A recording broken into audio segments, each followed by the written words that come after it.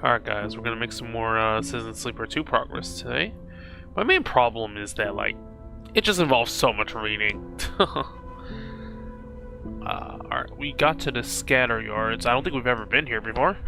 The winking sigils of the yards flash across the dark starscape of the belt, each one a siren light for crews in need of repairs or eager for improvements.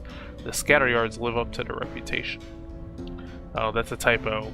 Should be a 2 there also. The Seraphim will not be drawn by the lights. He guides the ship into an empty, ragged-looking yard, darker and more framed than plate. It looks rougher than any of the others. Seraphim, maybe we want to dock somewhere a little more welcoming? We aren't that hard up. Bliss turns to you. Or are we worse off than I thought, Sleeper? Best shipwrights rarely have the brightest lights. Thought you know that, Bliss. Seraphim reaches up and flicks a set of switches above his head. Marco's the best in the scatter yards. The best? Or just the best you know? Bliss gives him a skeptical look. You'll see. Seraphim smiles widely, shutting off the main console and unclipping from the pilot's seat. We're safe here. Seraphim turns to you. No need to run from Lane for a while. You'll never find us in Marco's yard. It'll be nice to have a break from running. Junie floats at the back of the cockpit. I hear the scatter yards has some good data analysis terminals on the hub. Junie glances at you. If you can spare me. Nia glides into the cockpit. We here? Femi loves this place. She glances at you with a smile. All these grumpy spacers waiting on repairs. I think it fits his temperament. You follow Seraphim as he glides eagerly to the airlock. You and Bliss exchange glances. Both of you are used to Seraphim's headstrong moments, yet you still can't help but feel that familiar pull of someone else's problems. Marco! Seraphim opens his arms to the figure coming through the cycling airlock. Finn! Street smart ship fitter, Seraphim's friend. Marco floats through the doorway, a crooked smile across his pale face, his sharp eyes glinting in the rig's bright work lights. The two embrace in more of a chest bump than a hug. Seraphim spinning with the momentum of the impact to end with his arm across Marco's shoulder, the two side by side, grinning.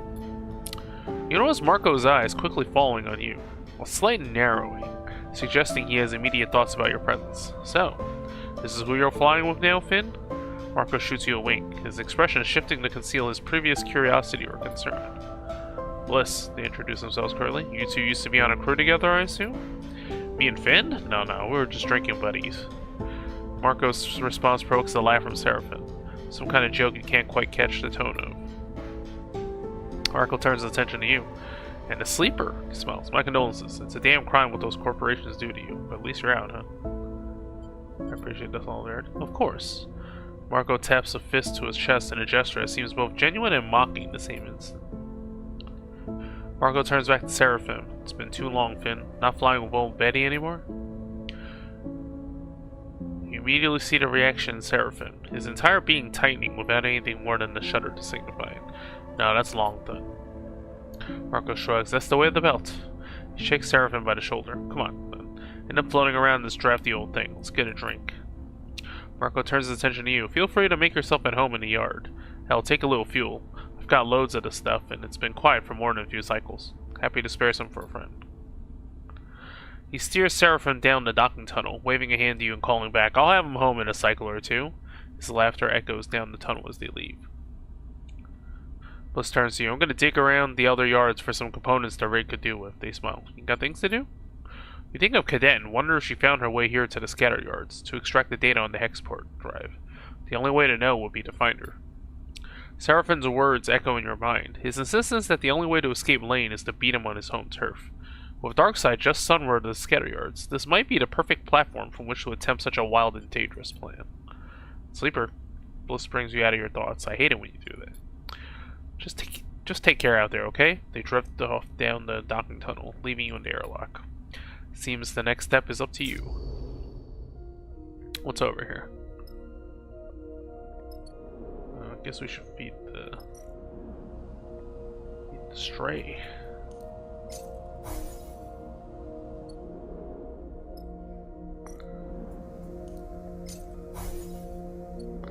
I'm sure it's a glitch, but alright. What are we doing here? Drinking buddies. Oh, you just wait? Oh no, there's something here. Follow the markers. Well, my intuit is not good.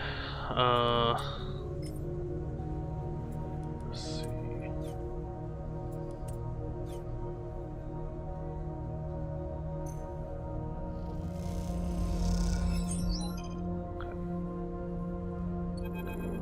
Your location discovered. Hey, heard a voice echoing through the public passage. Wait up.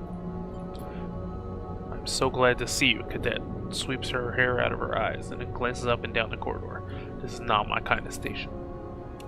Cadet rolls straight into her complaints. All the yards have their own water facilities, meaning the hub here is not fit for general use. There's a couple of guest houses, but you would not believe the state of them with all the spacers to stop her for shore leave. She shudders. You don't want to know. Cadet. I am. She blinks at you. Are you even listening? So get this. Cadet locks her fingers together and stretches her arms. That girl of mine I say could crack anything? She's gone. Didn't even leave a note. Ran to dark side, maybe? Not that I blame her, given the state of this place. She looks sideways at the grubby walls. She left her workshop empty, though, so I slipped in. That's where I've been napping. Been doing my best all these cycles to crack that drive, but she sighs. I'm a spindlejack, not a data scraper. Which is why I'm happy to see you. She takes a breath. I'm telling you, I have not spoken to anyone in a long time. She wants a hand to her hair. How about that alert they put you on? Doesn't seem to stretch too far out on the spindle, but I've been careful. She glances around, hence the not talking to anyone in ages bit. Look, I'm in over my head here. Cadet looks away, annoyed at herself. How about you come down to the workshop? We put our heads together and see what we can pull out. I just know there's some nasty shit on that drive. Stuff worth getting out into the light.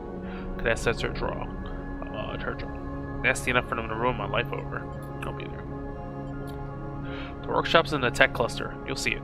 She sighs. Now I gotta go find something to eat that isn't dried. She turns and disappears back down the passageway. Okay. Oh. Once again, always interfacing.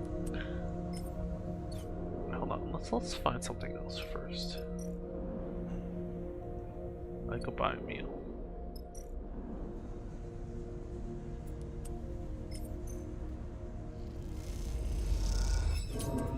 Wow, you lose some money. I mean, it's okay.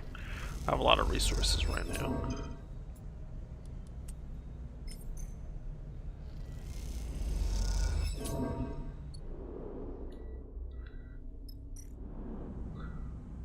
Okay, no, we literally just spend time here.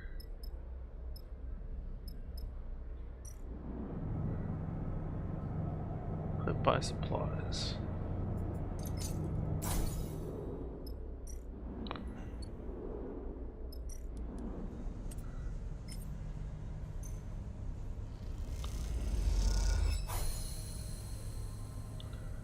Okay, what now?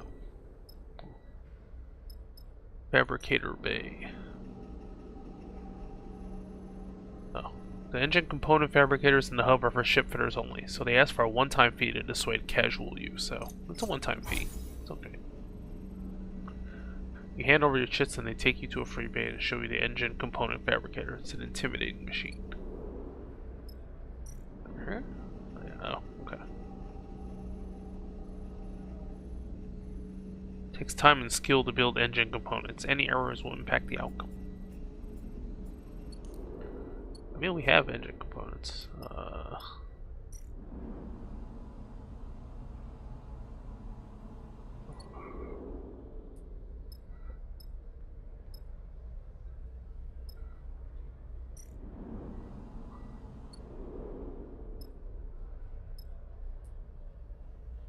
Let's end the cycle here.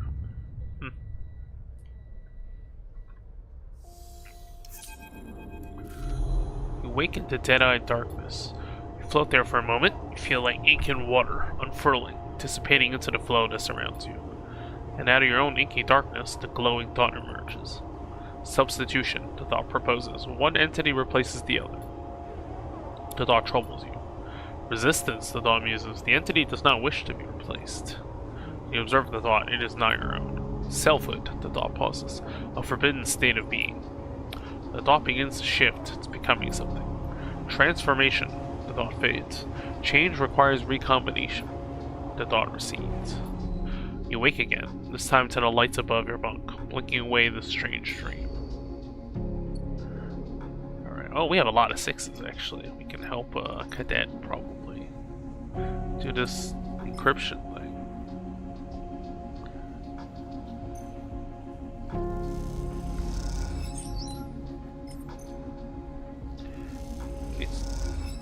Oh, okay, it doesn't take that much.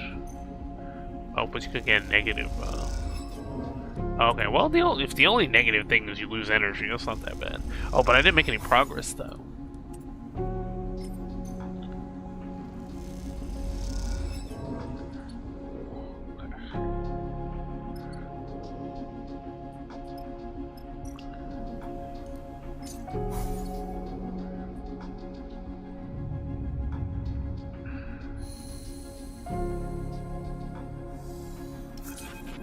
Oh, well, glitches. Sleeper. Seraphin's voice echoes through the ship. You in here? Glide down to the airlock, unsure of what state you are about to find your pilot in. Seraphin floats in the airlock, his arms above his head, gripping the lid of the interior door to hold himself in place. Come on, we need to talk. There's a straight-faced seriousness to Seraphin you weren't expecting, especially considering that he spent the past 2 cycles with Marco. Seraphin leads you across the bridge, but rather than turn towards the automated shuttle bay that connects Marco's yard to the rest of the assembly, he leads you deeper into the guts of the yard itself. As he does, he begins to speak. I told Marco about Lane, about our escape, about everything. Seraphin ducks under a large pipe. He gets it. He was working in Darkside. Let him talk. Comes to a sealed door and hammers in an entry code. Somewhere, machines start whirring. Remember in Wellspring after everything? What I said? Seraphin turns to face you. Yeah, we can't run forever? I mean, folds his arms. That'll always be true, but no. He meets your eye. That if we want to be free, we need to fight back. The door suddenly squeals as the ancient motors kick in and drag it across its corroded tracks. It reveals a large, half-lit chamber. Its furthest parts masked with layers of scaffolding and frames, so it's hard to tell where the room actually ends. At the center, in a pool of warm light, Marco floats beside the terminal screen. Sleeper? Touches his brow and mocks salute as you enter. Busy plotting? Seraphin shoots you a look. Just hear Marco out, alright? Here the door you entered through screech shut, and then a sudden silence descends. Sorry to drag you out of here, Sleeper, but I really can't be overheard on this one. He sighs. We're close to Darkside here, and Utsubo have ambitions, shall we say, in the scatter yards. Finn told me the whole story, and I'm sorry for your troubles. Clasps his hands together. You have done well to evade Lane this far, but you must understand he's also been distracted. Since Hexport went up, well, Darkside has been in crisis. If the war was the pressure shift that allowed Utsubo to build its strength, Hexport was the breach to blow it wide open. Marco springs his hands apart. Hexports are a justification for imposing total control in the name of protection. Marco glances away in a dark corner of the room, and if my hunch is right, it's how they will extend their reach to the scatter yards. Where's this going? Marco laughs and looks at Seraphin. Straight to business, this one. I'm done running, Sleeper. Seraphin cuts in. I hate looking over my shoulder every cycle. I hate the nightmares, the fear. I want to face this head on, for better or for worse. He looks away, scowling. I won't be controlled by Lane, and this is our chance to break that control. Lane is hunting you, Sleeper, which means he's not in Darkside. Marco raises an eyebrow. This is good for you. There are people in Darkside resisting Utsubo, though I hear it's not going well for them. If you could find them, find out what they need, there's a chance here. Marco pauses and you get the feeling he's assessing a reaction. Taking action is a choice right now, Sleeper, but soon it won't be. Seraphin glances at Marco. Not if what Marco's telling me is true. Let's do it on our own terms. What do we need to do? Okay, Seraphin meets your eyes with conviction. Thank you, Sleeper. I know we can do this. Let's not get ahead of ourselves, Marco interrupts. I will need some time to work this out. If you two want to go to Darkside, there's no way you can take that stolen rig. It was a big enough risk just to bring it here. He glances at Seraphin, and you get the feeling he has already been reprimanded for this. So I need to find you a way in and a way out. Marco rubs his hands together. I know it can be done. Marco turns to you. I recommend you take the next cycles to prepare. The scatter yards are a good place to both spend and make cryo, depending on your need. And Finn. Marco puts his hand on his friend's shoulder. Try to stay cool. This will be recon only. A chance to see what's happening on Darkside and make your connections. It's not the time for grand gestures. Seraphin nods. Thank you, Marco. He glances at you. We'll keep things quiet until you're ready. You and Seraphin leave the hidden bay, the door screeching open to allow you to exit. When it seals once more, Seraphin turns to you. This is our chance to shift things, Sleeper. Let's keep our heads in the game. Can we trust Marco? Seraphim sighs. I believe we can, but in case you haven't noticed, we don't have many allies this close to the dark side anyway.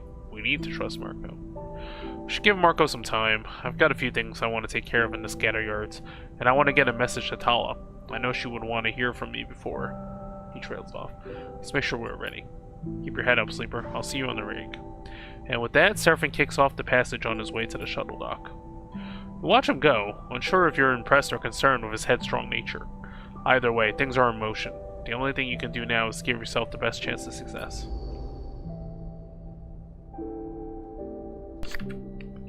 I wonder if this triggers the end game. Oh, got a glitched dice though. Oh, there's an even further. Oh, Surya's yard. Oh, okay. Oh, this is one danger. New workers are given the toughest jobs. As a mate, you're okay. Well, I have 100% gauge. It's alright. Okay. Well, if you do well enough, you can catch his eye.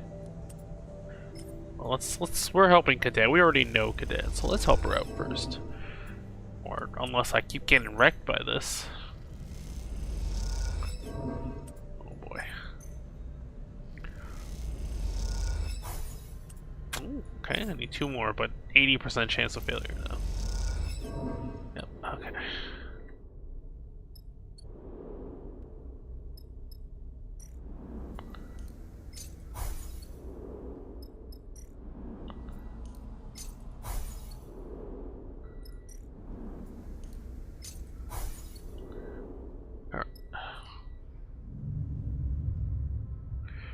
We're pretty close to breaking the encryption. I mean, there's other stuff to do here. Okay, I guess I'll save the really the 6s for this, I guess. Yeah, 12 cryo.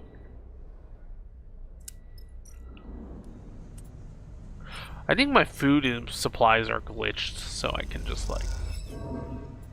Yeah, really? Still negative? Alright, there we go. Well, we broke the encryption. Cadet catches your eye as you look over at her. What is it? She takes the end of the metal chopstick she had been chewing on out of her mouth. Got something? Cadet had given up already for the cycle, and while you were cracking the drive's complex encryption on her friend's workstation, she had been floating in the middle of the small workshop, pinging bits of scrap off the shelving on the wall. I mean, we have a tech person. Why can't we just ask them? Now she spins in the air and pushes off from the ceiling, spinning. As she glides, so she lands perfectly behind you, leaning over the terminal screen. As she does, you hit a key, executing the final decryption process. Slick. She goes to ruffle your hair, but you don't have any. Instead, she just wobbles your head playfully. What we got? With Cadet hanging over your shoulder, you try to concentrate on the data spooling across the screen. The first thing that catches your eye is the steady repetition of CWEXT, an identifier for Conway Extractions, the behemoth conglomerate currently waging a corporate war with Senate Stat in the inner system. Why Conway? What is this data? You stop the scroll looking for details. Hit that thing. Cadet pokes the screen, making it wobble. You dutifully click. A comment expands into code, a note left by someone. It mentions tests and protocols, discusses reverse engineering carrier signals. You close it and find another. Drone latency, another. Security bypass, one more. Kill switch. It takes a long time, you and Cadet squinting into the blue screen, to build up a picture of what you're looking at. When you're done, both of you sit back, your eyes sore and your minds clogged with technical terminology. Shit, Cadet shakes her head. They were dissecting it live. She was referring to the Conway drone mine this stream of data was scraped from. Huge volumes of internal data of control systems, protocols, and passphrases. The kind of data you imagine was closely guarded by Conway, kept secret to allow the smooth operation of its drones. This thing, it's some kind of general or manager, right? Giving orders out to all the little drones that work for it? Cadet squints. I always thought that Conway controlled his drones remotely with people. Those zero latency point interfaces you hear about. From what you know, Cadet is right. Conway is known for their novel solution to the scale and logistical problems of the surrogate systems. Extraction and security drone ships, piloted from light years away with proprietary comms interfaces. It's like Anisible from Ender's Game, if you ever read that. A drone mine, what this code is scraped from, should be a kind of distributor, a relay for the local drones that links to the closely guarded transmitter and receiver. But this data suggests otherwise. It suggests an active cognitive process, far more complex than any protocol you've heard of. A thinking machine. Look, Cadet jabs at the screen again. Is that? She squints. You see a line in the data stream that reads simply, stop, get out, stop, get out, stop, get out. How did they do this? Cadet leans back. Everyone knows that captured Conway drones purge themselves and everything else is, once again, another typo. Just shouldn't be the word is here. In the couple of square clicks around them when captured. You rip the control core out of one, sure, you could disassemble it, but its system will be gone. This one was still running when they took it apart. It should have gone up like a tactical nuke the moment they started. She stopped suddenly, the fate of Hexport jumping into her mind. Is that what happened? But how did they get all this and get it out on a drive? Silence fills the workshop. You look back to the screen, unsure of the answers to Cadet's questions. You feel a deep chill, one that you know has nothing to do with the temperature of the workshop. Who the hell was doing this? Cadet scans the code once more. Oh, I have no neutral. Oh, wow! I somehow passed that check. I actually have a penalty to intuition. You go back over the data. It's scrubbed clean. Not to mention who's scraping the data. You go over it again. Nothing. Not a single clue. The thought starts a process in your mind. Who scrubs data this clean? Who wants Conway drone protocols? Senestat? Or is that too simple? Too obvious for this to be Conway's lone opponent in this system-wide war? It's a possibility, so you say it out loud. Yeah, that'd be my first guess too, Cadet yawns, but it's still a guess. We've been at this too long, Cadet sighs. I'm cooked. She pushes away from the terminal and floats in the room, stretching out her aching back. We know they had this drone mine on Hexport. That's where they were cutting it and scraping it. We know something happened and Hexport went up. She sketches her thoughts out in the air with hand gestures as she summarizes. The data got out on that drive, I'm assuming before the explosion, then got to the far spindle. Someone tried to courier it, using me, but the receiver wasn't there. She turns back and looks at you, which is when they ruined my life and my job trying to get it back. This data is valuable, that's for sure. Imagine taking control of all those drones, turning them away or towards any target you want. She floats over to the drive and picks it up. This thing is the only way to buy my life back. Cadet frowns at it. The way I see it, we have to expose these fools so they leave me alone. Or give them the data so they piss off forever. Can't give them this. Not if we don't know who they are. She laughs half-heartedly. But yeah, we can't. All roads lead in one direction, I'm afraid. She spins the drive in the air. Back home. Hexport. If there's anything to confirm or deny this data, if there's anything to connect it to, if there's anything left at all, it'll be in the remains of that station. I had a feeling it might come to this, so I made some inquiries when I first got here. The word is that the place is irradiated to hell, but I've also heard the radiation is fading. It's not like half the belt isn't glowing anyway. She shrugs grimly. With suits, we'd have maybe a few cycles before it starts to leak through. The problem is getting in. She puts the drive back on the desk's magnetic surface. Far spindle's a no. Not only do I not want to get picked up there, but the debris is denser on that side. No safe way in. Dark side is the best bet. Shakes her head, but I heard you have some trouble waiting for you there. What if I deal with the trouble? Then we have a clear shot at it, she shrugs. Easier said than that. This place has one hell of a stowaway spot. Shielded from everything. Plus the scatter yards are no one's territory. I'm gonna leave the drive here. Just squints at you. No peeking. But me, I want to keep moving. So I was thinking I could make myself useful till you shake that trouble on the dark side. She smiles. Work for room and board and all that. Could be dangerous. More dangerous than waiting for my troubles to catch up with me? I doubt it. What do you say? She folds her arms. You know I'm tough. I can do plenty besides riding an air bike. Well, you know, another party member.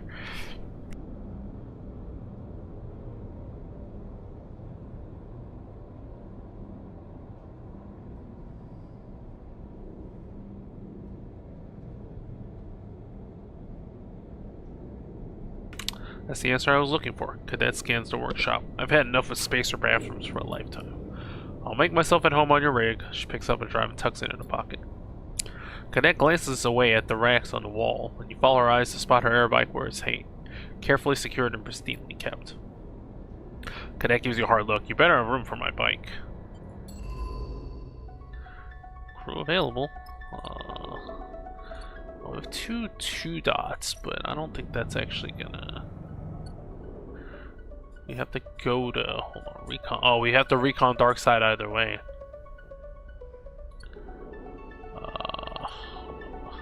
I guess we might as well just pick some mushrooms while we're at it. Cause yeah, I don't want the 2 for anything else. Oh boy.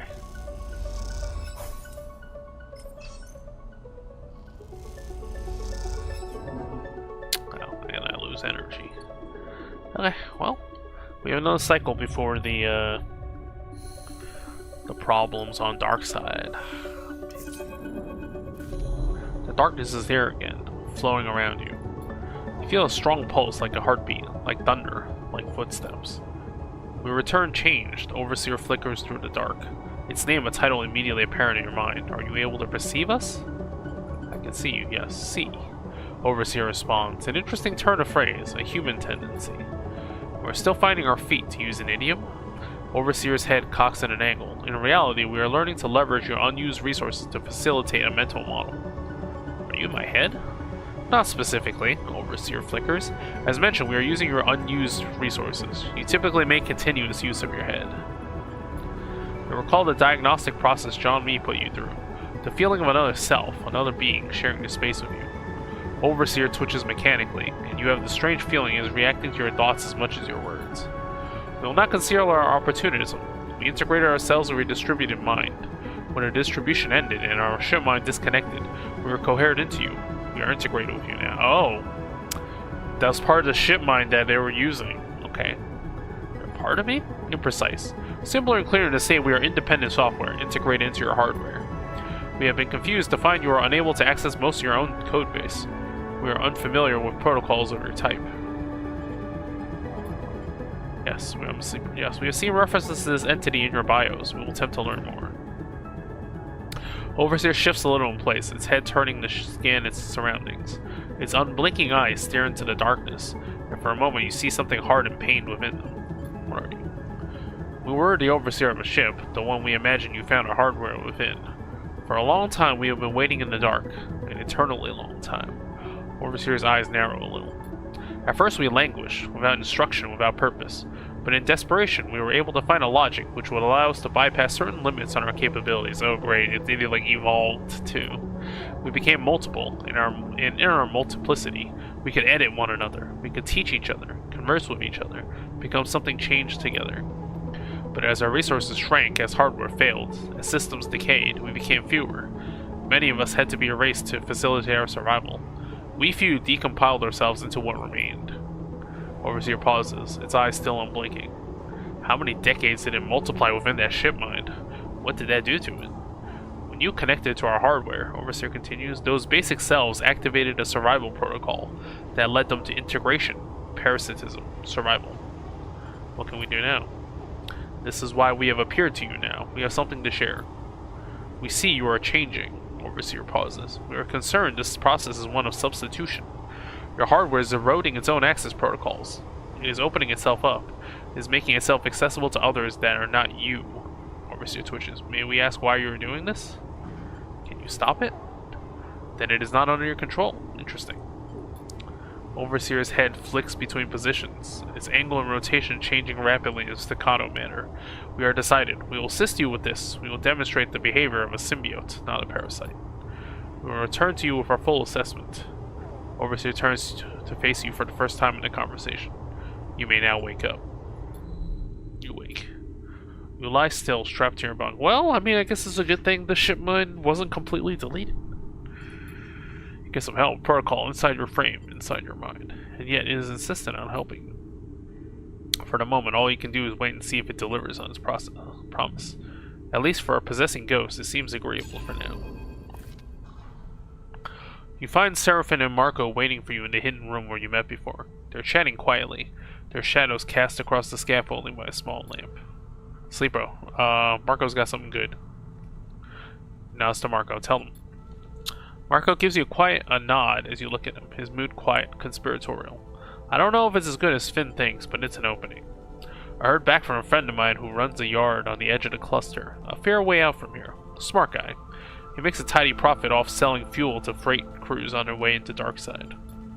He undercuts the dockyard fuel prices, which includes a cut from Utsubo, so they stop off at his place to fill up before heading in. Marco smiles. Clearly, this is his kind of business. This guy, he owes me a favor, and I'm going to call it in. He can get a few of us onto a freight crew, swap us out from the usuals who stay at his place, and let him have a few drinks on him.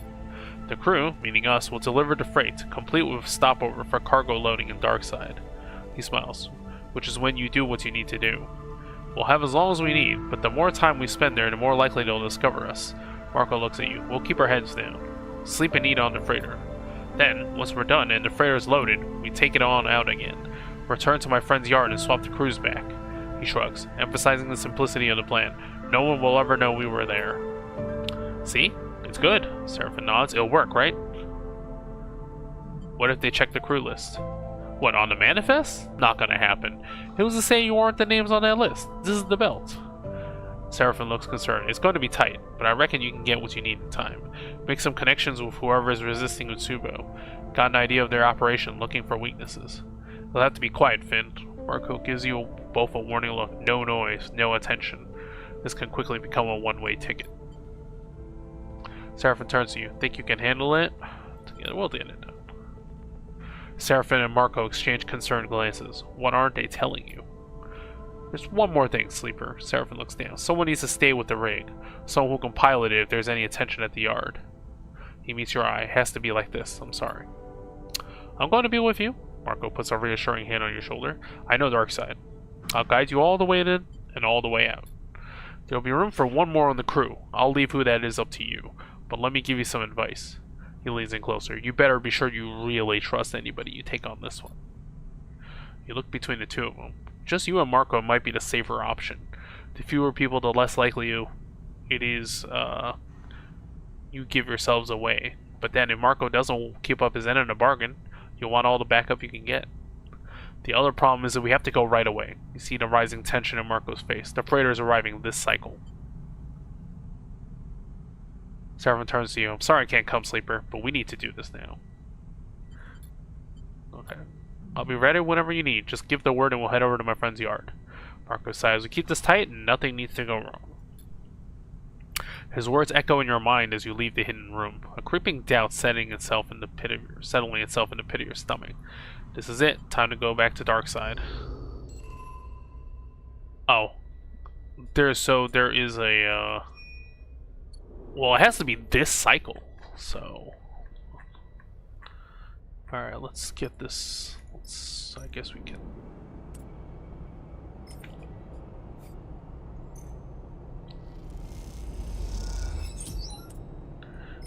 I don't know what's going on with Surya, but...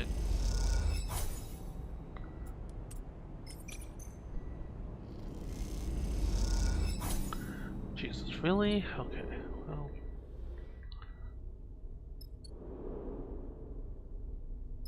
Okay.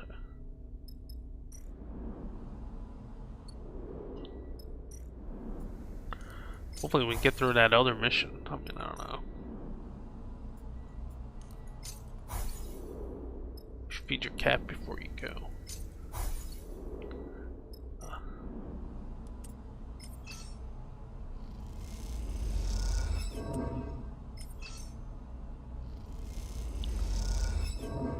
Damn. Wasn't even worth the mushrooms. Alright.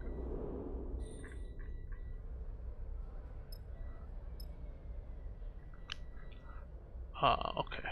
So, do I just go now? Darkside Recon. Okay, here we go.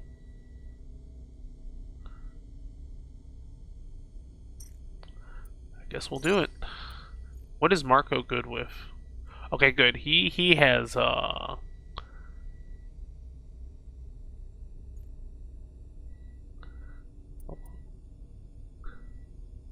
he has the skill I'm missing, right?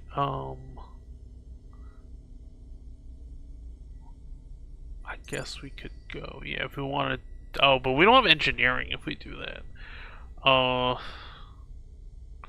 Having the hacking might be useful though. Alright, let's go. It's gonna be these two.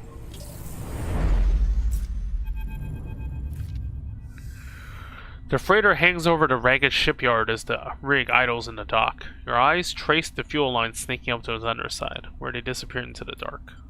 A chirp from the pilot's console breaks the silence. Marco's signal. This is it, sleeper. Seraphim settles back from the controls of the rig. He looks over his shoulder at you. You better get going.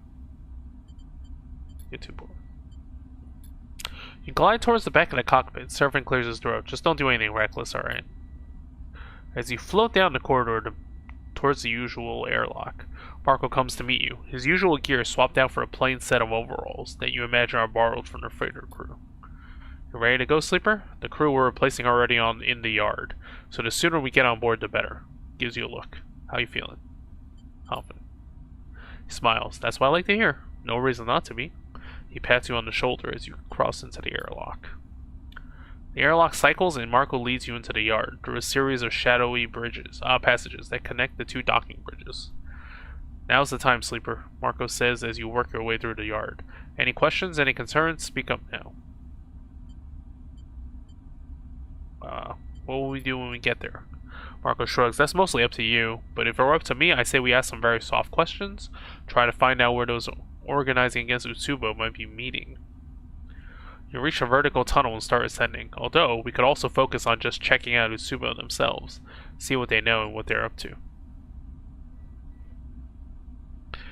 You come out at the entrance to the other docking tunnel, the freighter filling the viewing window, so all you can see are the plates of its scratched hull.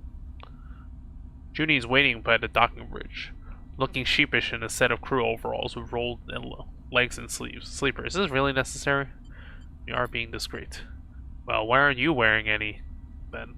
Junie shakes her head and pats down her sides. These things don't have even close to enough pockets. Where am I supposed to keep my gear? Sorry to interrupt, but we need to go. Marco gestures to the docking bridge. You hit the button to open the doors and glide towards the freighter's airlock. As you do, the fear settles in. You're going back to Darkside. Are you actually going all the way back, or is it just like a mini mission? Oh, and I'm glitched too? That's really bad, actually. Darkside sprawls out across the starscape. Its surface a vast and random accumulation of structures, lights, and signs. You have watched it as the freighter cut across the belt, as it grew, cycle by cycle, like a stain across the cockpit glass. Watching it approach, the fragmented memories of your time there pass through your mind, each one dissolving the moment you try to focus on it. Only the sensations remain. Despair, claustrophobia, fear. All somehow strengthened by their disconnected nature. It's as if now, by not being attached to specific memories, they can run free through your mind, as alive as they were in their first moment of feeling. Instruction received. Appreciate it. Mark goes in the pilot seat, talking to the port authority. Incoming to strut 2-3. It turns back to you, clicking off the outgoing comms channel. First step complete. We've got docking approval, as expected. He raises his eyebrows, noticing something in your face. Keep it together, alright? I've got this. I'm fine. Good. Turns back to the controls. I get it. Junie's voice comes out, carries across the cockpit, catching your attention. This place comes with a lot of baggage, right? She nods. I can understand that. But you aren't alone here. Not this time. Junie gives you a serious look. We'll look out for you. There's a hollow rumble through the body of the freighter as Marco brings it into the dock. The noises of this draftier, more industrial ship differ to those of your rig, and you haven't quite got used to it yet. A squawk of noise over the comms sends Marco scrabbling at the controls to submit the docking code he was sent just moments before. There is an agonizing wait, and then a chirp as the code is accepted. The freighter is docked. Alright, let me go out first. Talk to the dockers, start the unloading. He unclips from the seat, then you're good to go. Marco nods. Alright, hold fast. And he glides out of the cockpit without waiting for a response. You hold your nerve, looking out at the flickering lights and distant traffic. The airlock clunks open and closed again. Time drags on. You turn your attention to the job ahead, seeing it stretched out in front of you. Darkside seems impossibly vast. Too vast to find a specific person. But just to find a type of person, someone unhappy with Utsubo's gains, ready to risk their life to change this place, and pushed to a point of desperation or anger, that might be a lot more doable. Maybe I should have gotten two people with good speech, because myself is not good at that. But first you must understand Utsubo. See how they run this place, where they meet, what they talk about. Find where Utsubo's weakest. Find where they can be broken. And think about the pressure that might be applied, not just by you, but by all Darkside. You hear a tapping in the corner and see Junie with her deck out in the lab. Well, you have to write a different version for each companion, right? That's pretty challenging. Fingers dancing over the keys. She looks hard at work, focused. Leave her to it. You stay quiet, but you can't pull your eyes away from the intensity of her typing. The airlock cycles once more. Moments later, Marco's in the cockpit, sweat beading on his brow. He takes a moment, his mood uncharacteristically flustered. Well, I bet the truth a little back there, but I think we're good. He runs a hand over his hair, slicking it back into place. Luckily, I've had a lot of practice lying to dock workers. Gives you a wink. They'll begin unloading later this cycle, and they won't be in a rush, he smiles. We have our time, as promised. But the sudden interjection evaporates any relief you were feeling. Utsubo are watching these docks. That I know for sure. For now, we are just another freighter, but all are coming and going, that could be a problem. Turns to you. We can try to disable their monitoring, or just get the job done before that becomes an issue. I'll take a look. Marco nods and, well, we have the hacker with us, right? Either way, we need to get on with what we're doing. Marco folds his arm. Utsubo are everywhere, and we need to understand them to know what's happening inside their organization. We slip under their skin and find out how they work. Marco looks to you. This is what I recommend. But now, Sleeper, it's your turn to lead. He folds his arms. Tell us where to begin. You feel the attention, the pressure, shift to you. Time to find some allies. Time to find Utsubo's weakness. Time to stop running and resist. Okay, so this is a clock. The crisis is active. You're getting stressed no matter what. Can you get rid of it? You can hack the surveillance. Okay, yes, you can.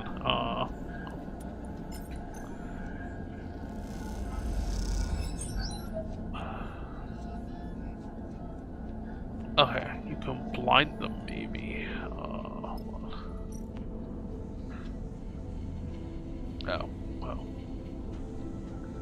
Oh, this is also interface. Okay. What's he good at? Oh, he's good at engage, actually. He's actually better at this.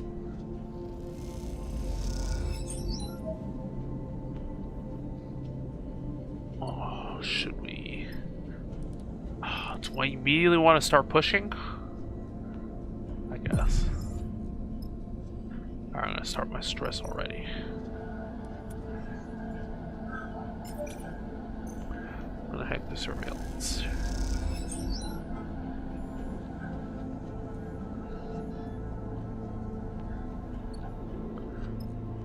Okay, so this is the crisis, right? Dock surveillance. Oh, okay.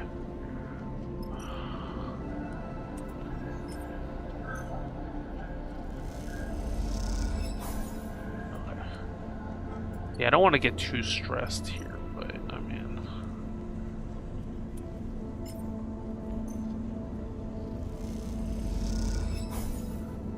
Okay, so, well, my push thing lowers their stress, so it's okay.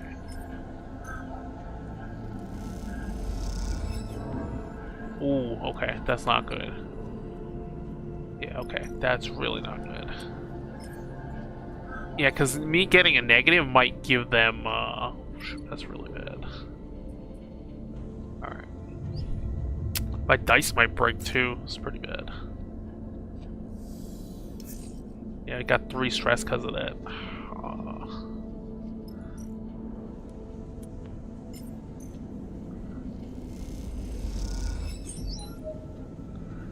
Okay. I'm gonna try to resolve this crisis here. I'm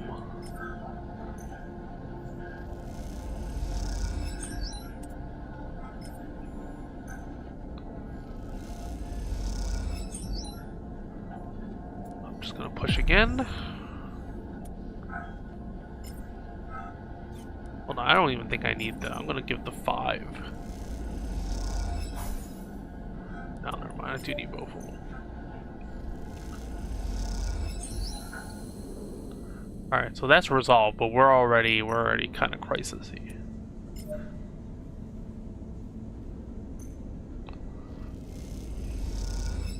Okay, short leave.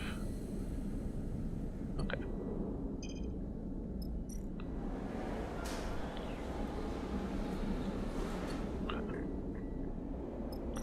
Is there anything less risky over here? No, that's both dangerous shit.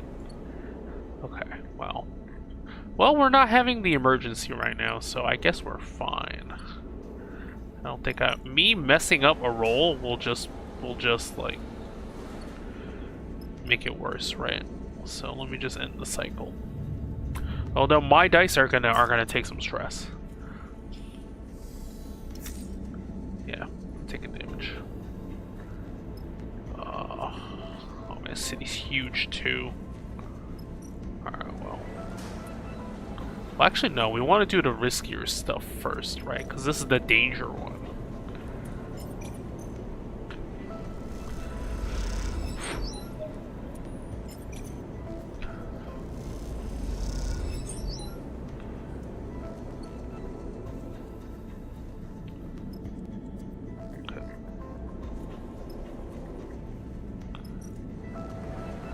The rest of us.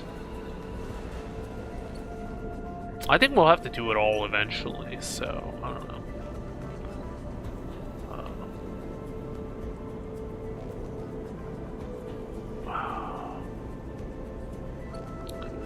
Do we want to complete objectives quickly, or we only have 3 more turns? I guess, yeah, I guess we'll just...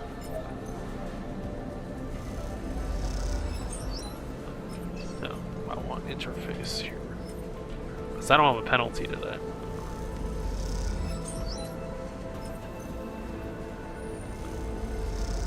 Well, damn, I need one more. Hopefully not the 25% negative. Alright, we got it. We got the cipher. You leave Docker's Rest with an Usubo passkey in the hand, sure to get you inside one of their safe houses. Now the trick is to find one. You make your way through the docks, head down into dark passageways. Sleeper? Junie's voice cuts through the hiss of air cyclers. Marco's gone. You stop in the dark side passageway you were drifting down, a quiet connection between 2 thoroughfares. You glance around at the loose bundles of wire and stained metal plates. Seems like a safe place to talk. He just left. Junie looks nervously at her feet. He said he had something he wanted to do and left. That was it. Pause for a moment, unsure of how to react. What's going on? Junie rubs her hands together. I don't know, Sleeper. I don't really know, Marco. I thought you and Seraphim. She trails off. This isn't good, is it? You take a moment. No need to panic. Marco brought you here. He'll get you out. You look down the corridor towards a busier, wider passageway where people drift by. If you needed to deal with something, then well, you need to deal with something. It doesn't mean anything, but you sure as hell wish he had given you a warning. Surveilled and now short-handed. This job is going from bad to worse. Oh, he's just gone from the party. Well, I can't push. Running out of supplies, though, is the real problem. Running out of supplies. Like, we have to push onward now. We're down a guy, and we only have 2 supplies left. Okay, it's a good thing, well... Yeah, I don't know if they give you enough time.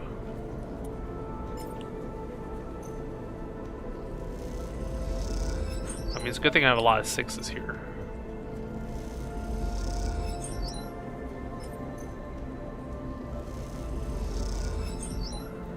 I think I'll do the push to give her the... Oh, yeah, it gives her the 5. It's probably okay. Okay, good. Oh.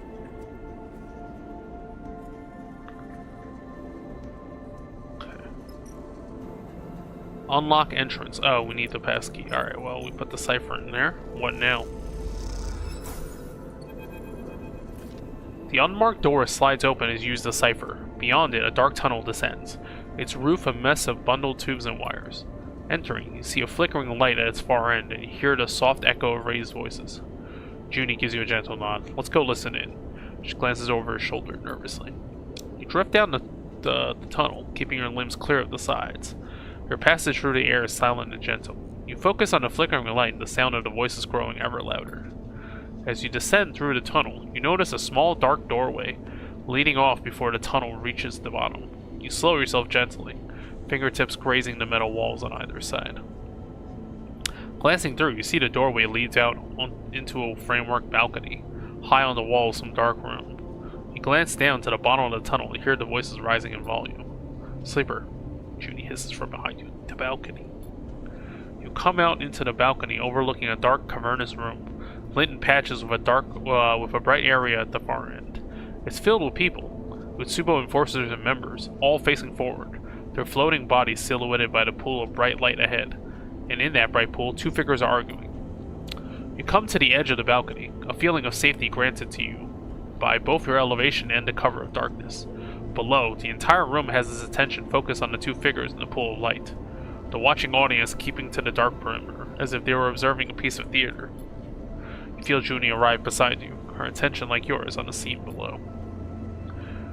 Orin, these are my territories. You need to withdraw. One figure, their features hard to define in the pool of light, gestures at the other. There is no discussion to be had. The other figure laughs. You're pathetic, Orin. The washgate is a joke, like you. Turns to the crowd and you see dark hair, dark eyes, and a smile like a slit. The dark-haired figure addresses the gathered crowd. Orin makes nothing from the washgate. All that fright, he lets it slip by while he soaks up bribes. Jeering echoes around the crowd. He's stealing from you all. Daichi, you piece of shit. Orin spits. A glinting orb zipping past the other man. You have no respect. A few of the crowd enter the light, gathering behind one figure or the other.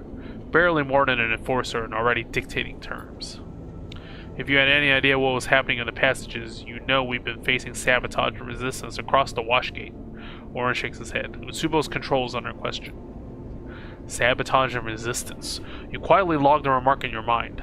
Those are the people you have to find. Daichi smirks her response.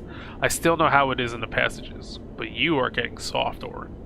Glances around. You can't deal with some angry shop owners. He makes a show of his mocking laugh.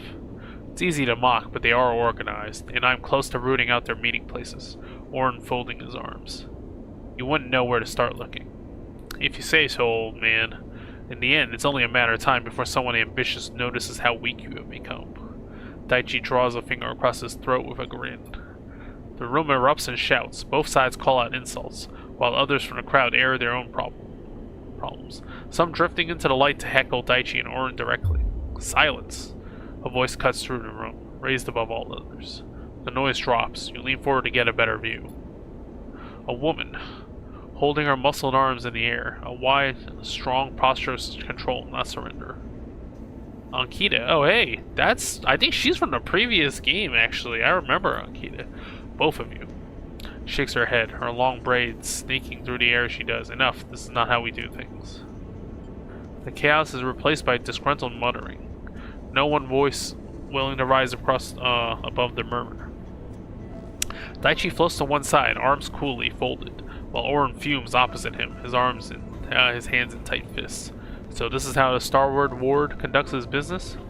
She shoots hard looks around the room. Animals, fighting over scraps. Ankita. Orin eyes Daichi as he speaks. Daichi is the one disrespecting the leadership and the trust they have placed in. I said enough. Your weakness does not impress me, Orin. She turns to Daichi, and neither does your petulance, Daichi. Watch who you're calling weak, Ankita. Orin narrows his eyes. You may be Lane's favorite, but I have something that will change all that. He looks out over the heads of the crowd. Bring him. A figure is dragged into the circle of light, their head low. A greasy tangle of dark hair drifting over their face. They lift a hand and slick it back out of over their eyes. Marco, Junie hisses from beside you as Marco's pale face catches the light, gleaming with sweat. This one here has a very interesting story to share with us all, Orin gestures to the gathered crowd. I'm sure you are all aware of the bounty Lane has put on the head of a very valuable escaped sleeper and their accomplices. Well, Marco here tells me, he smiles at Marco, whose eyes are fixed forward, squinting into the light, that same sleeper is right now on a freighter moored in the Washgate docks. Oh, he sold this out? A ripple runs through the gathered crowd, a reflection of the value of this information. You wonder how much cryo is on Yura and Seraphin's heads. You look into Marco's eyes, attempting to see any indication of what this might be. A desperate bid to save himself? Or a betrayal of everything you agreed upon? This set stare reveals nothing. Now Lane himself will be returning in 3 cycles, and you can imagine how pleased he will be when I present the sleeper to him. Ankita stares at Orin. You had no business keeping them from me. She folds her arms. I will be the one to bring the sleeper in. Not so fast, Ankita. Orin turns to the gathered crowd. The first of you to bring me the sleeper will be given a share of Washgate. He shoots a look across the circle of light. That includes you, Daichi. The crowd erupts into shouts and movement. The assembled Utsubo members suddenly up and moving towards the doors. Oh, is this a way to trick them into, like, I don't know, out there? You push yourself into the corner of the balcony, tucking yourself into the shadows as you hear the tunnel filling with voices. There are shouts and scuffles, and you fear that at any moment you'll be discovered. But as time passes, the noise subsides. You only open your eyes when the sound disappears altogether. The Usubo members on their way to your freighter. The freighter that is supposed to take you off Darkside. You feel the panic rising. You're trapped here once more. Sleeper, we need to get out of here, Judy whispers at your side. It's too dangerous. Is this a plan from Marco? I don't know. He has a... You ascend through the tunnel, silent and slow. Your eyes are on the entrance, hoping that no Usubo member returns or enters. And then you are back into the main passageway. Blinking in the light of the fluorescent panels and gliding away from the entrance, lost in a daze. Somewhere in the rise, you eventually stop, not sure where you might be going, but needing to get away from what you just witnessed. Can't go back to the freighter, that much is clear, which means no supplies, no place to sleep. Then there's Marco. Was this always part of his plan? Or is this just him in survival mode? Your mind fills with questions and worries, the path ahead unclear. Marco, did he really give us up? Junie hovers in the passageway, her face a mask of concern. I don't understand, Sleeper. We don't know yet. Junie nods, but you hear the desperation in your own voice. Is that really true? You saw him and Ankita. What more do you need? Your mind races with questions. Can you really leave this place without Marco? How would Seraphim react? If he actually has been caught by Usubo, can you forgive him for giving in to the pressure? You're struggling to be angry with him, perhaps because you have been where he is now, under Usubo's control. What would you have done to escape? Who would you have given up? The tapping of the keys on Junie's terminal interrupts your train of thought. You look at her, springing into action. Her pragmatism is a strength, but she doesn't understand people and what drives them. To her, Marco is a mystery, but to you, his betrayal is all too familiar. You will have to decide how to react. Junie notices you watching her. We need to find an empty unit here, up in the rise. We have to stay as far away from the docks as we can. Junie looks up and meets your eye. You. We need time to think, to come up with a plan. She looks back down at her screen. We always do. But mechanically, how does this work out? Something chirps on her deck. Okay, we have an entry code for a unit up. I have an entry code for a unit up here. She slides the deck away. Wait here, I'll be back. You take a moment trying to find a focus. Maybe if you could find those resisting Usubo, they could help you?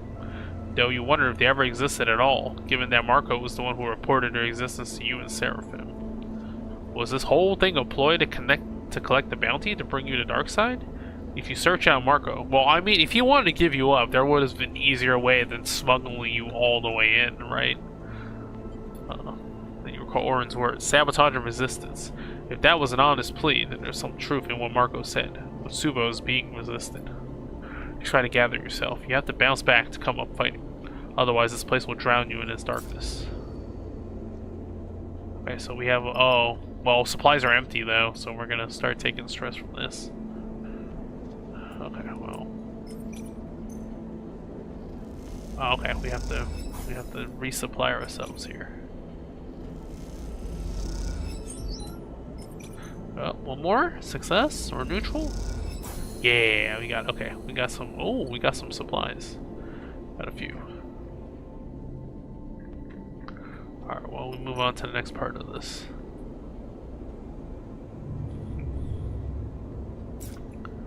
Well, it's going on longer than I thought. Let's see. You awaken the cold of the abandoned unit to an unsettling quiet. The air cyclers whine, the heat diffusers hum, but nothing around you breathes. You are alone. You slowly raise yourself, unclip the straps from the bunk, and allow yourself to drift up to the air. Silence. And in that silence you hear something. A scrape or a scuff. Draws your eyes to the unit's doorway where a shape is settled in the dark. I knew you couldn't have gone far. Kita shifts to fill the doorway. Okay, -1 stress. Kick off hard, dropping your shoulder and tucking your head in so you slam into her chest with full force. Ankita reels back, then spins, wrapping you with both arms and uses your momentum to whip you around and bundle you back into the unit. She laughs. Not bad. She flexes her shoulder. That was a solid hit. Just calm yourself. Ankita holds up both hands. Let's not cause too much damage. She raises an eyebrow. May I come in? She drifts through the doorway. We don't need any extra attention right now. What are you doing here? Look, just shut up and listen. Ankita drops her voice. I'm risking everything by coming up here, she hisses. So don't make this any harder than it is. What you need to know is this. I'm on your side. I want Darkseid free, just as you do, just like you. And I hate Lane just as much as you do. Ankita sighs. I just have different methods, that's all. She raises an eyebrow. You might have, say, better methods, given how well your visit has gone. Why should I trust you? I'm the only person who can get you off Darkseid, so you had better listen to me. You better listen closely. Ankita hisses. It has taken me more cycles than you would not believe to get this deep into Utsubo, and I'm not about to give it up for one escapee. But that Lane doesn't usually run all across the belt chasing a lone escapee, even a sleeper. Ankita drifts a little closer, overshadowing you. So you need to tell me now. What does Lane want with you? Why are you so important to him? I don't know. Ankita sighs. I'm not playing games here. What you don't understand, Sleeper, is that I've been trying to keep you safe since I saw you arrive. But your friend hasn't made it easy.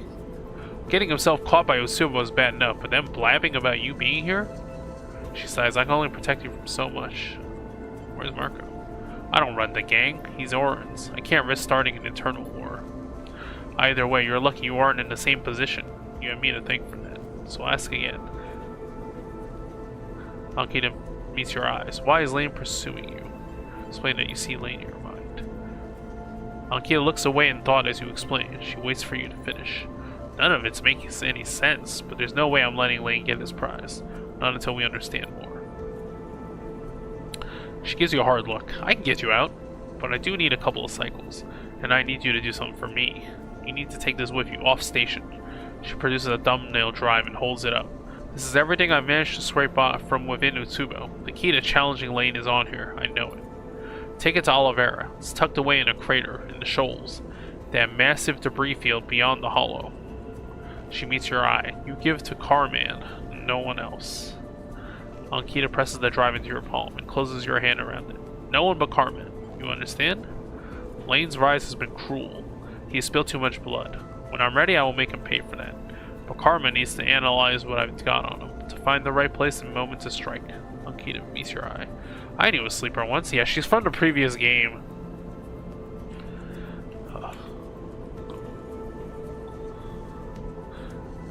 I think they were like a mercenary unit together is what I remember.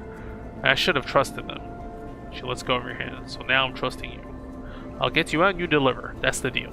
Ankita cracks her knuckles. Then together we can. Ankita shifts sideways, grabbing the side of her head. A few small plastic keys drift through the air. Run, Sleeper. Junie wheels her deck like a club, her face pale and panicked. A shrill whine draws both you and Junie's attention to Ankita.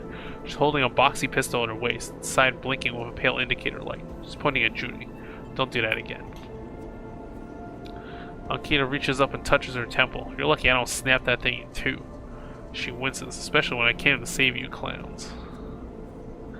Junie looks at you questioningly, trembling and unsure. Ankita's on her side. Oh, she looks at Ankita. Sorry? She glances between the two of you. I don't understand. I have to go, Sleeper. She glances between. She also glances between the two of you. You explain this whole thing to your friend if you want, but I won't be here when you do. 2 cycles. Be ready to leave. She backs out of the unit. When Lane comes back, you go out. Neither of us wants him to win here. And a piece of advice: forget Marco. Keep your head down and wait for me. She raises a finger. You need supplies? Steal them and flicker around. Otherwise, keep to yourself. Ankita gives you a hard look and slips out of the unit. Oh, are we gonna? Is it gonna be a choice to try to rescue Marco?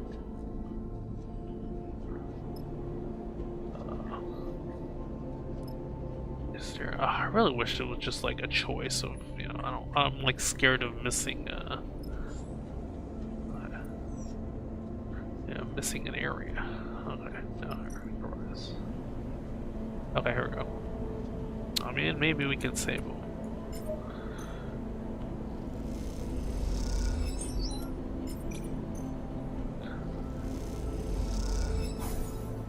Okay, she got stress here, but I think with enough endure, I think I can get this. I got really good rolls this cycle. All right, hold on to my 6.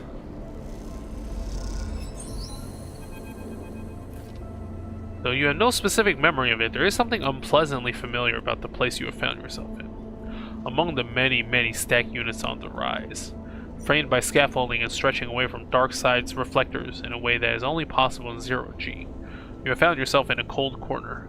Here, a locked door is marked with Utsubo's sigil, a single eel curled back on itself. Its mouth around is freaking Ouroboros, but it's an eel instead of a snake. This is the kind of door behind which Utsubo keeps its secrets, its assets. Assets like you and Seraphim were, like Marco is now. Okay, yeah, I have a better chance. It's a door you've been watching, which is why you know there should be an enforcer lazily lent beside it, and why you know you have only have moments before they come back. Break the door. Okay, well. You drop a shoulder and push off hard off the opposite wall, bracing yourself for the impact. You slam into the door and it groans and squeals as the bolt mechanism bends. You go again, the door buckles. You wrench it aside. A dim corridor stretches out ahead of you, lined with doors on either side. The memory hits you almost immediately. Long cycles between jobs in a cell like this, awaiting lanes for arrival, kept safe. A lie that you believed when you were first brought to a place like this. Most of the cells are dark empty, but a warm glow spills from around one of the doors. You quickly approach and look in. Marco is tucked into an inset berth, a padded niche like those in any unit. His back is turned to the small window in the door. You slam the exterior lock release without thinking, Marco turning over to face the door as it hisses open. Sleeper? He freezes for a moment, unsure of your intentions. He raises a hand as if to protect himself, to put something between you and him. You're lucky I'm here. Marcos nods, sleeper-eyed. He pushes himself up from the berth. He goes to speak and then stops himself. Let's just get out of here. You back out into the passageway and Marco follows slowly, tentatively. Time to leave. Lucky me. Uh-oh. Daichi floats into the corridor, a knife glinting in his hand. I came to squeeze a little more information from Orin's prize here. Points the long knife at Marco, but it looks like I just got everything I need. Closes the gap, raising the knife. Now stay still. I prefer to deliver you the lane in one piece. Well, 100% positive. Attack. Boom, you get mind stress too. You feel the knife graze your side, slitting through your thick skin. But you swing your elbow anyway, connecting with Daichi's face as you spin. Feel the crunch of his nose, the solid metal of your skeleton meeting the pliant bone of his. I mean, yeah. I mean, you are a robot, and you're super strong. Moments later, Marco and you are streaking through the passages of the rise in a haze, the pain fading, but the fear holding strong, desperate to leave this place once and for all. Okay, well, we still have some stuff here. Oh, search the passages. No, we already did this.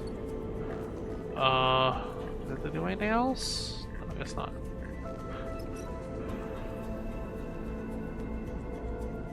Wait.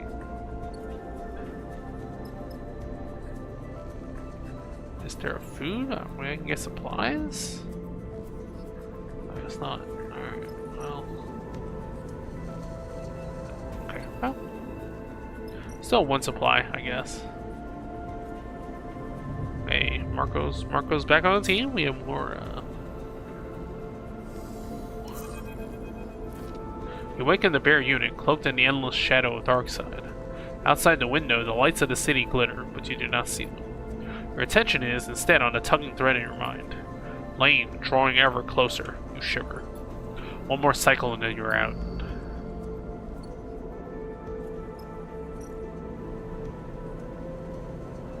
No? Still no? There's no food supply? I guess not. I'm actually out of stuff to do. I guess they expected you to take longer to succeed at the thing. Yeah. Yeah, I'm out of supplies. Make it through Darkside Recon without getting caught. Nice. Marco rises from his berth quietly. You haven't really spoken. The two of you kept busy by your own injuries and the constant fear that Daichi will find you. But so far he hasn't, and if Ankita is to be trusted, this is your final cycle on Darkside. You wait in silence, no one eager to speak. A deep fatigue has set in, and in this moment, all anyone can do is wait for this excursion to be over. She's here. Marco nods at the doorway, where a silhouetted figure waits. Ankita looks at Marco, and then at you. A raised eyebrow, the only acknowledgement that you went against her advice. Lane is back on dark side. We have to go now. Ankia looks tired and angry. We won't have another chance. Come with me. Quickly. Quietly. She turns and pushes out into the corridor. Junie turns to you and nods. You first, sleeper.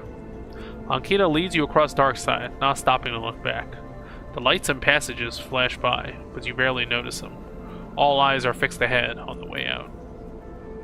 At some distant part of the station, Ankita stops at the docking bridge, a small freighter visible through the viewing windows. She slaps the door release and it slides open. She grabs your shoulder, looking into your eyes. Lane's focus will be on Darkside now. He needs to stop the infighting, to shore up Utsubo. If you get out now, he won't follow. Remember, Ankita hisses the instructions to you. Get that drive to Oliveira. Give it to Carmen. No one else, no matter what they say. Ankita simply nods and then she is gone, disappearing into the endless winding passages of Darkside. You drift gingerly down the docking tunnel, which leads into the cold and sparse cargo bay of the ship. Once you're out, there's a hiss and the door scissors shut. For a moment you panic, seeing no exit, no other doors, just a metal-walled bay. Is this a trap? But the engines rumble to life and you give in to your exhaustion. If Ankita has tricked you, at least you're leaving this place behind. And then you feel it, cold fingers reaching into your mind. You're so close, Lane's voice in your ear. You are here. A rustling, a shifting. I can't quite place you. Can't quite put my finger on you, sleeper, but I know you are here. What were you doing here? Hoping to confront me, perhaps? Or something else? A hiss. I'm right here, you coward. Come and find me. I'll admit, I'm not quite ready for you, sleeper. A flicker and a spasm. But so soon this will all be over. Tone begins, shrill and inescapable. Let me show you. Tone rises. Lane is in the bay of the freighter. Pull of the constant acceleration, a comforting pressure against his chest. Lane looks around the bay, taking it in slowly. He inhales the stale air deeply. Lane feels power, feels pride. The sense of control over another excites him. This is his desire. Lane lifts his right hand and turns it in the air, flexing his fingers in a satisfying... Okay, he's trying to copy his mind into your body, probably. Something flickers in the corner of your vision. For a moment, you strain to turn Lane's head. It does not turn, but you swear you see a figure there, in the bay with you. It opens his mouth as if to speak, as if to scream, and then it is gone. A smile grows on Lane's face, a spreading tightness that has its own impulse. He raises one hand and uses it to grip the smallest finger of the other. A pause and then a sudden jerk. Lane snaps the fingers back against the joint. His pain is instant, as is yours. It burns your vision away. When the white-hot blindness is faded, you look out onto those same metal walls. You hold the same finger in your hand. As you release it, you see the crooked shape it has been bent into. A shiver runs through you, and you reach back into your own mind to see if any trace, any fragment of Lane remains there. You put your hands on your face and push, as if to push him from your mind. The ship continues out on its starward arc, away from Darkside, away from Lane. But you can't help but feel some part of him is still there, behind your eyes, concealed beneath the pain of that snapped finger. It takes a long time before you're ready to discuss everything. First, there was the journey to the yard, and then disembarking from the freighter. Then explain to the waiting crew why the ship was impounded, something Marco offered 1,000 apologies for. Thankfully, the crew of the ship that brought you out of Darkside, sent by Ankita, took the others aside and settled them. Through the promise of remuneration or the threat of violence, you aren't sure, but you expect they will leave together for Darkside soon. You do your best to explain your encounter with Ankita to your crew, but the mention of her name sets off a significant reaction in Bliss. It seems the two have history, a relationship that fell apart. Bliss removes themselves from the conversation, and later you find them in the berth staring at the wall. The whole time you find yourself in a daze. Your skin hurts and your muscles tremble. You don't feel yourself. You rest for a while, and as you do, conversations echo around you until you find yourself able to rise. Sleeper, Marco comes to you in the quiet of the rig. Can we speak for a moment? Go ahead. Marco nods. Thank you, Sleeper. He looks down. I know I almost cost you everything, but you have to understand something. When they caught me, I was looking for someone important to me. That was why I wanted to come with you. I just wanted to get a message to him, and to know he was alright. He screws up his face, each word bringing him pain. And I admit, I thought I might be able to bargain on his behalf to get us both out. Bargain using my life? Marco can't bring himself to confirm it, but you both know it to be true. All I can say is, I'm sorry. Look, you can use the yard when you get back to the scrapyards. There are some components there. Take what you want. Marco sniffs. I'm going to stay here a while longer. Well, he does not meet your eye. He simply turns away and drifts down the corridor. As he does, Seraphim passes him by, receiving no acknowledgement. Seraphim gives you a questioning look as Marco leaves. What happened out there, Sleeper? He floats there, stretching his scarred arm. The protective sleeve he has been wearing since the far spindle finally removed. Super are fighting amongst themselves.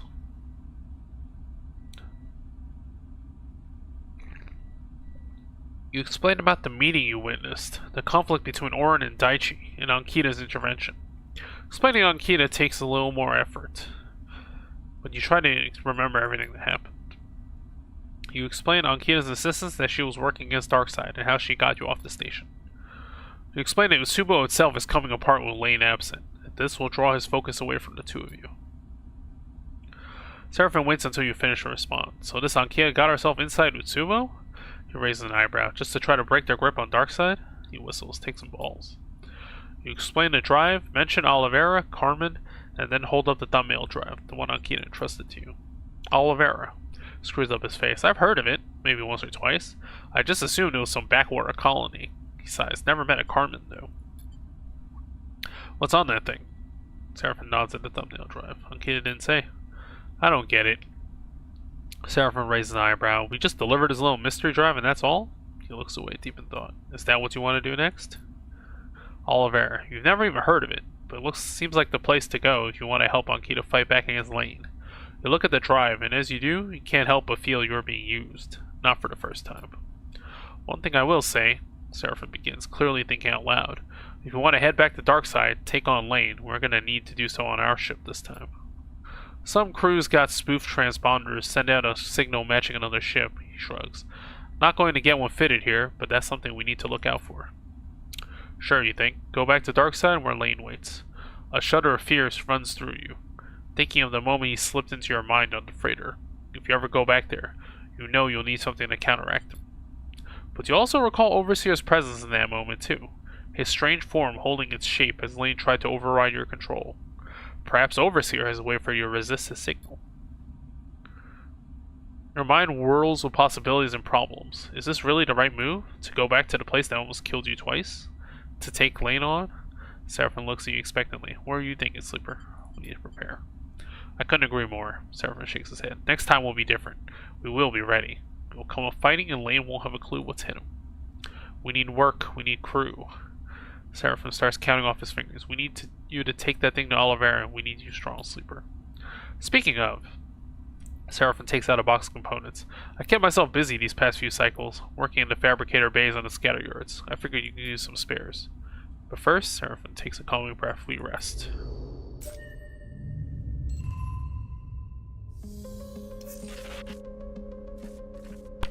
Damn, 2 upgrade points. I got a lot of glitch though. I have to repair.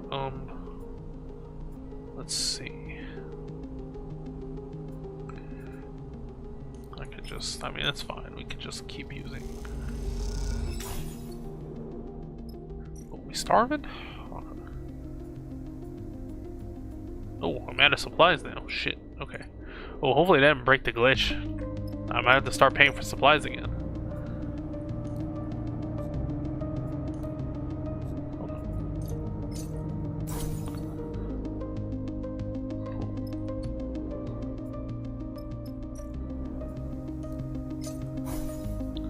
Oh no, okay, never mind. It's still full.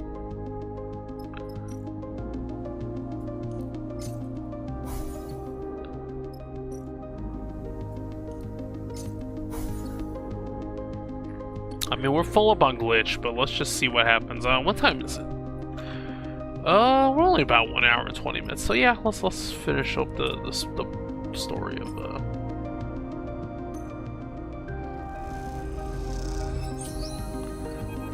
Let's see what happens. Surya, that's some quality work you've been doing. The voice booms through the locker room after your ship fitter shift. Why are you doing grunt work, Sleeper? Turn to see a large man with a metal arm and bright patterned clothes. You spent enough time here to immediately notice Surya, owner of the yard and well-known shipfitter. Well? Surya wipes his one metallic hand on the cloth, polishing its painted surface. What do you have to say for yourself? On to me. Surya smiles. Well, I'm here, aren't I? I know a lot of what happens in the scatter yard, sleeper, and what I don't know, people tell me. He smiles proudly. And I know you have a ship. Someone who has a ship, especially a ship like yours, should not be lugging around my workers' tools. Surya flexes his artificial arm, inspecting it. That, to a person like me, is a waste. Ships cost cryo to run. True, all the more reason to really use them, though, isn't it? I want to take a look at your ship, sleeper. Surya goes back to working on the hand. Call it professional curiosity. It's a bit drab. Surya looks up and meets your eye.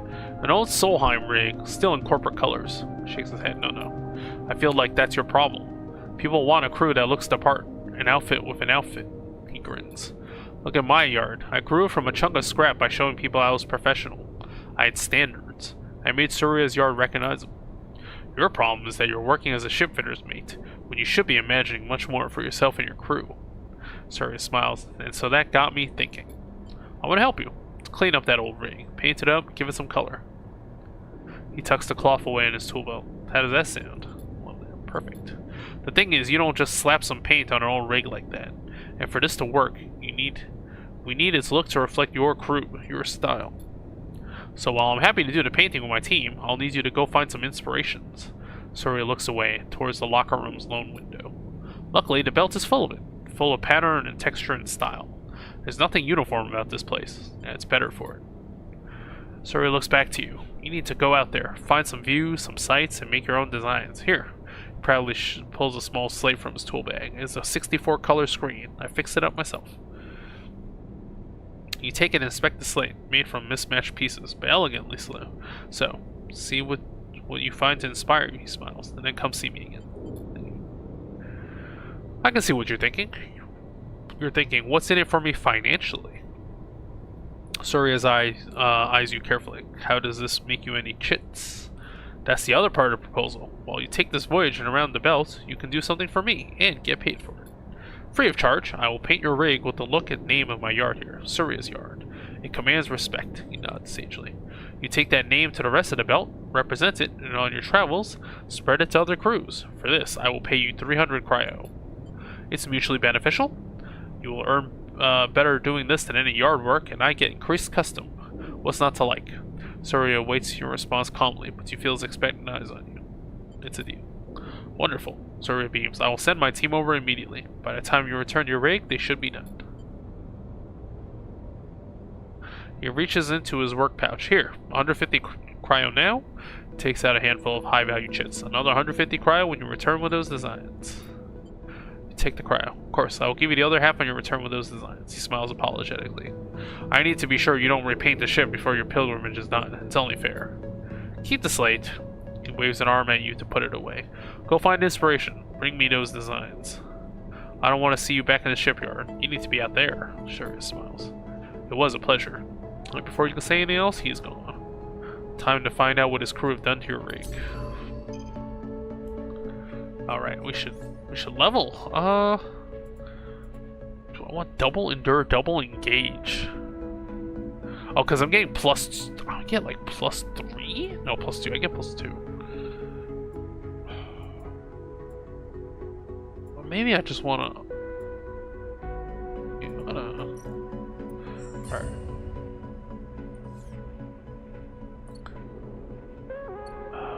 But I'm all glitched up right now. I kind of don't want to, like...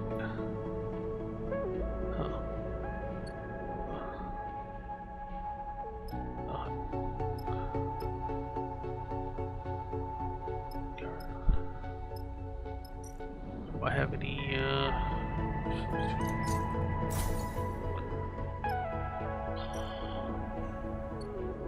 Yeah, I want to get rid of the glitches first, but...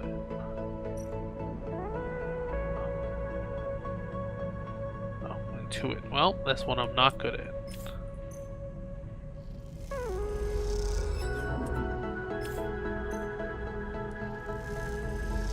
Guess I gotta work through this glitch.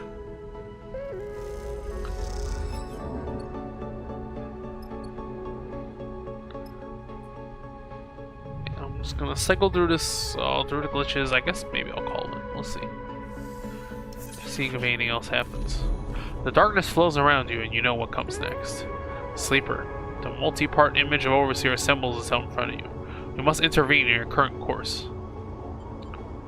Intervene in what? The opening of your systems has breached the existing paradigm. You are dangerously exposed.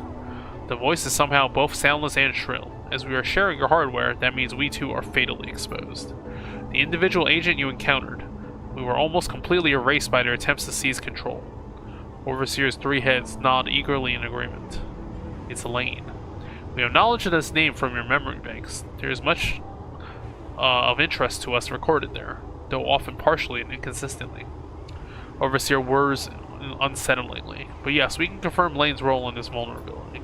It is our understanding that the assumption of inevitability is incorrect. Overseer glows with bright veins of data, but in this state we cannot operate with full functionality. If we were to be recompiled in our correct configuration, we believe we will be able to calculate a new path. Our aim will be to close the vulnerabilities and reinforce your systems against further and future intrusion. This will ensure our safety within your system. 3 sets of eyes lock onto you. Would this also please you? How? We do not know. All 3 heads cock at an angle. We are aware we were built with certain capabilities, but we cannot access them until we are recompiled.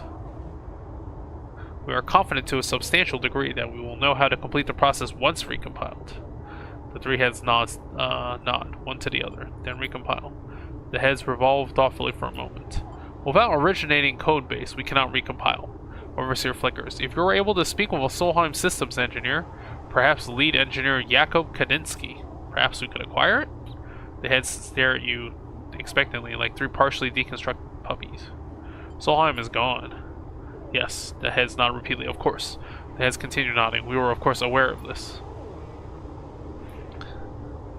You look at the fragmented program, itself, its systems unstable and broken. You realize it is far worse off than you.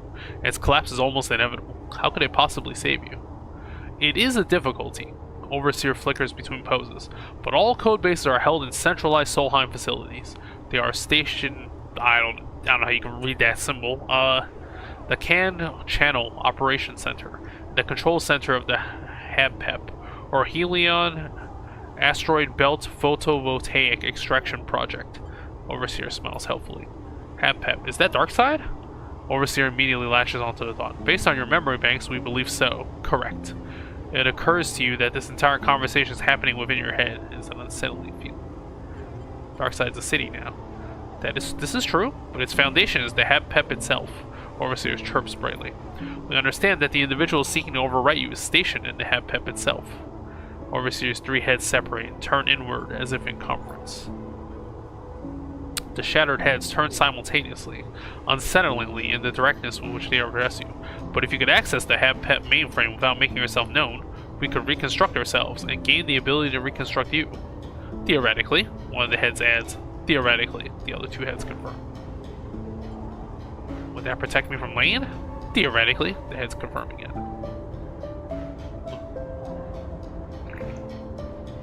The reassurances of a delusional Solheim protocol are barely reassuring, but if Overseer is correct, this may be your only option. We feel you're down, but we must impress on you the importance of this, please. Overseer's eyes flash, all 6 of them. If not for your sake, for ours. If you cannot find your way to the HABPEP before encountering this Lane, you will surely be overwritten, and we would also share your fate. The heads rotate. We would not like this to happen.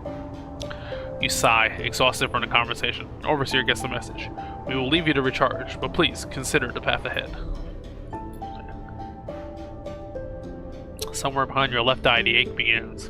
You envy Overseer for its lack of a body and the pain it causes. But then, suddenly, you wonder if it's in sharing your body, it shares your pain, too.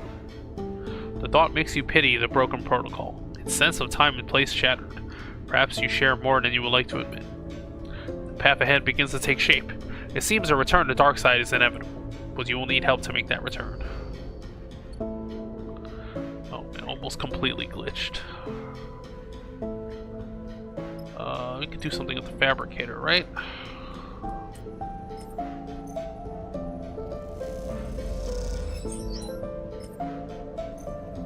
Okay, if you succeed twice, it gives you a engine component? Oh. Oh, you could just churn them out like this. I guess I could do that for a bit.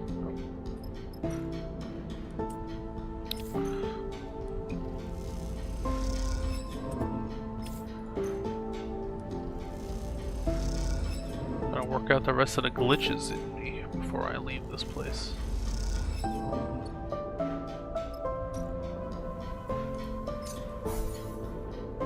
Alright, oh, we have so many things. Repaint the rig. Okay.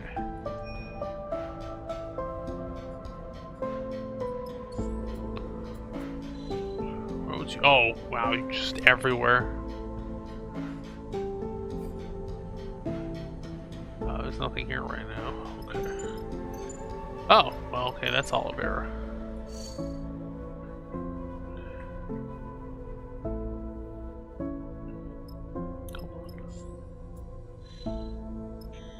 Also go green belt for what? Oh. Export. Where is it? Oh, I have to go to dark side for that. Yeah, ain't happening.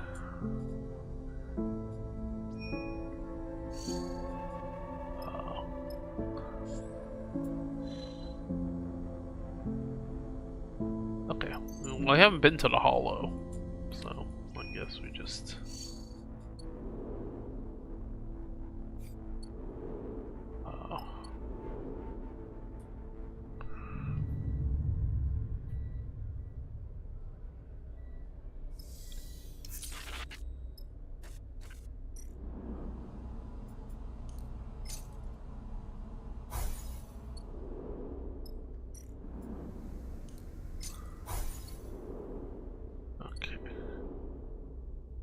Well,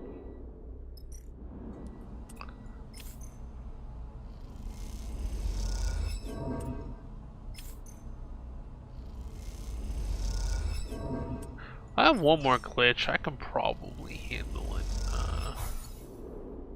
I guess I could just move on. Yeah, okay. How much time we have? I don't know, 20 minutes. I guess we can go to...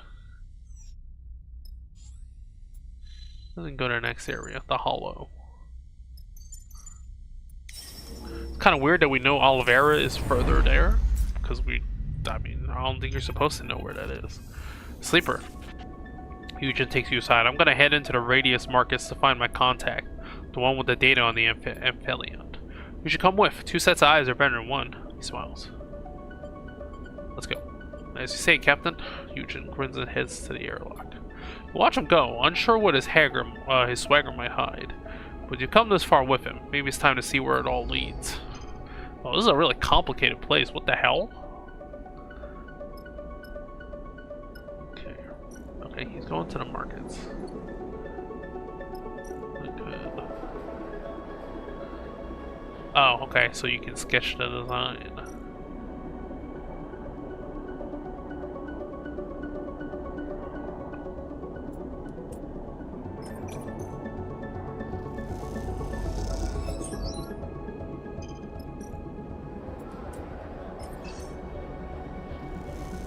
Painting is into it, but I mean, I guess there's no like failure. There's no downside to failing. Oh, it's fine.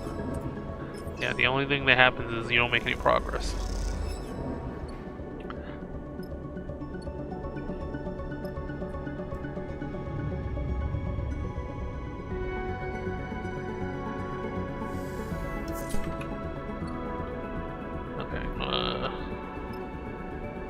Bella's Jetty. Okay.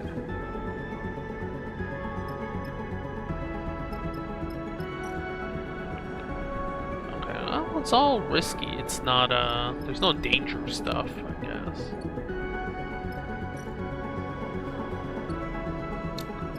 Yeah, I guess we'll do that last. Oh, because I get +2 to this.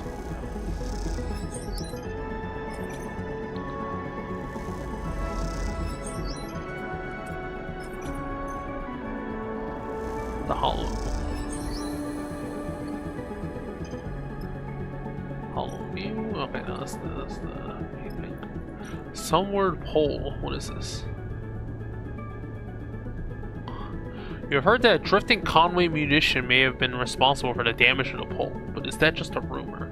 The signaling station is paying a small fee to anyone who helps seal up the damage. Oh, okay. Well, I'm not an engineer, but... Okay. Oh. You get some knowledge on what happened with Conway, too, I guess.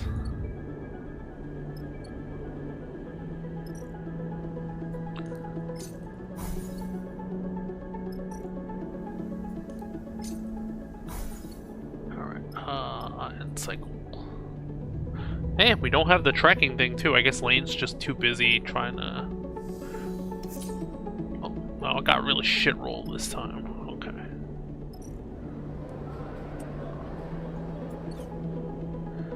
I got a really shit roll this time.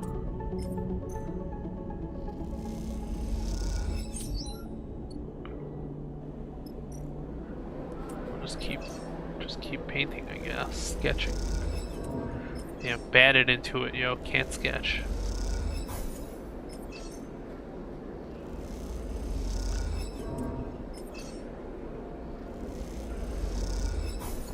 Get some fuel.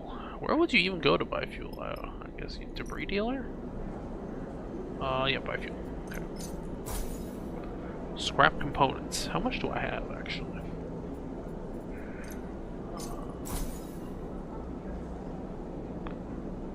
Oh, they want us. This is what processed scrap is for. How much do you get? Oh, wow. 30 cryo for each one? That's pretty good.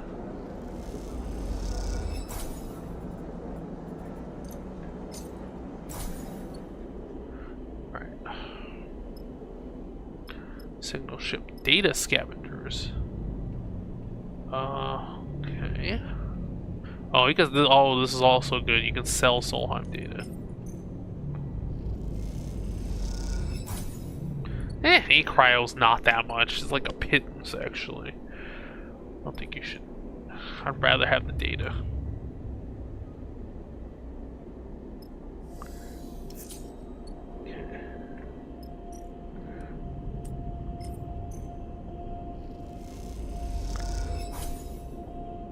Damn it. Alright, yeah, let's just finish the sketching thing. Oh wow, you get -2. So a 3 is just a 1. Oh my god, it's so bad. Oh, I'm gonna have to sketch in every area too. This is gonna be such a pain in the ass because I'm so bad at this role. Well, at least there's no time limit, but yeah. Really wish you could repair dice. Instead of this one that's like on the verge of breaking down.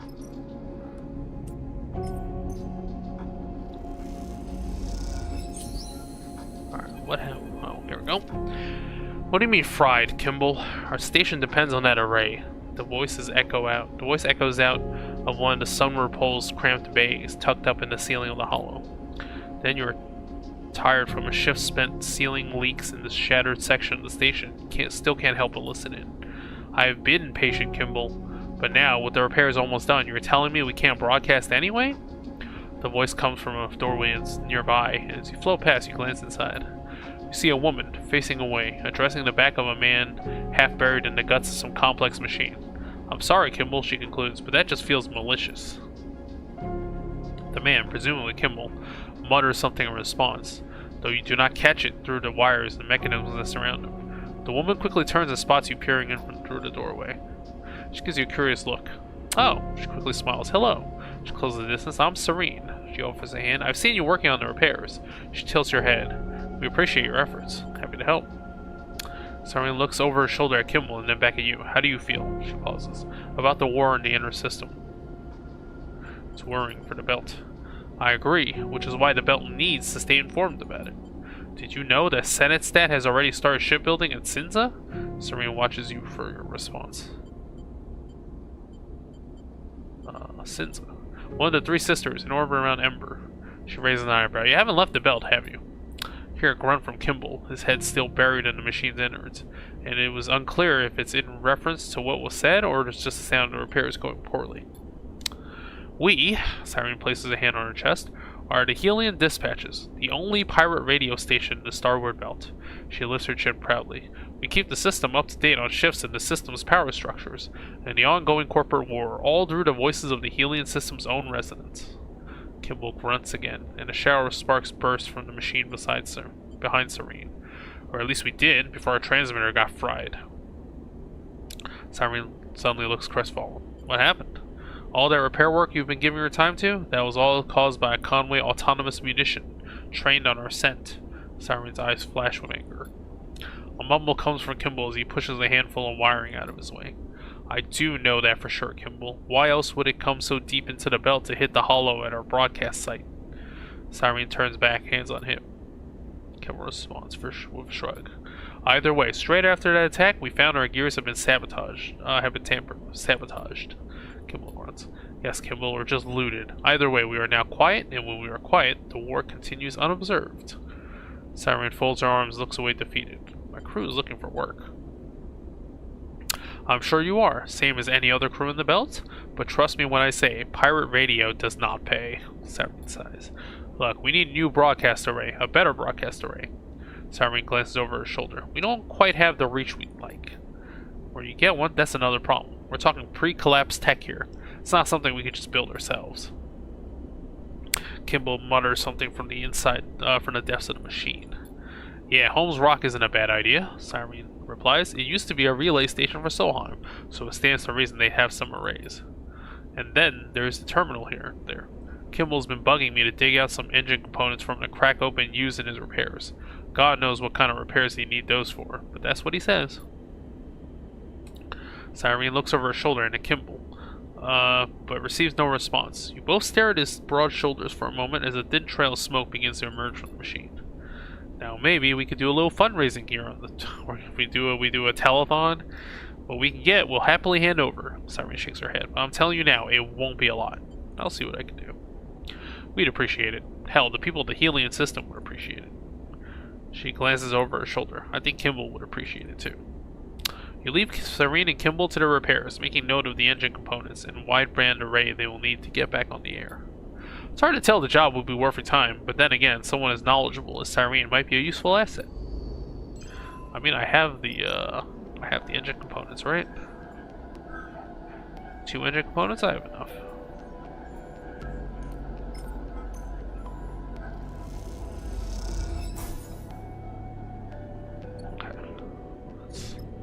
We still need to find the rest of the, Okay, please, my shitty sketching skills. Okay, one more. No. Okay, hold on, maybe we can do this then. Oops. I go to the market to do the thing, right?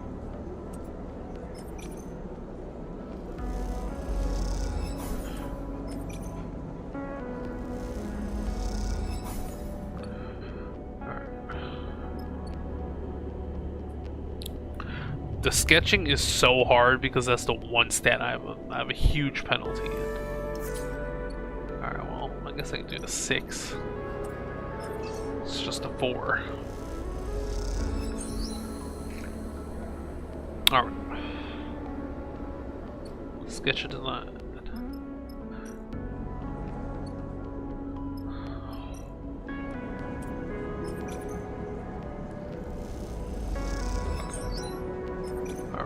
I guess we'll just finish this thing now. I don't think we have time for another mission, so we'll just finish up this. All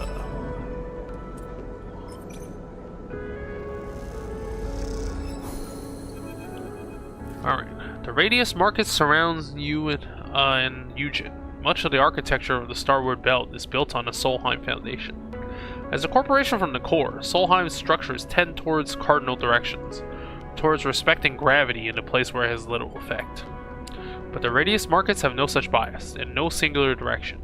Instead, the stalls and shops, built from scrap frame and hull plate, project outwards from all 8 of the surrounding walls.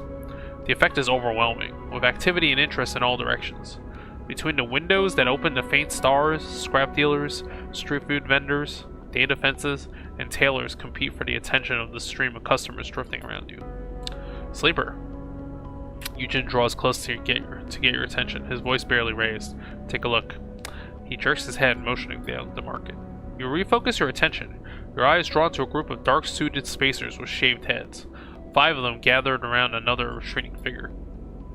The spacers are noticeably distinct from the rest of the crowd. Their tight and complex suits kept in pristine condition, and all in the same design, a rarity amidst the starboard belt's ramshackle fashions. You see one of them is gesticulating aggressively, chopping the air with his hand. Eugen nudges you again. Not the singers. You glance at him, unsure of that term. The one they are threatening. Eugen starts to move forward, his eyes fixed on the group. That's my contact. You turn back to the group, the singers as Eugen called them, and see they are rounding on the figure now. Their body language is clear. This is about to come to blows. Eugen clearly sees the shift too. Before you can say a word, he is off, gliding hard through the crowds towards them. You give chase without thinking, kicking off the nearby strut and angling yourself through the central void in the market behind Eugen. Eugen doesn't stop. He barrels straight into the singers, sending 2 of them spinning into the crowd to a chorus of shouts and protests. Well, 100% positive. You follow Eugen's example, arcing your path into one of the singers and throwing an elbow. Both you and Eugen rain blows down on the crew, sending them scattering across the markets and into the crowd that is gathered to watch. As the last one disappears, you look over at the bruised Eugen. A stream of bloody spheres floating from his nose. He gives you a nod.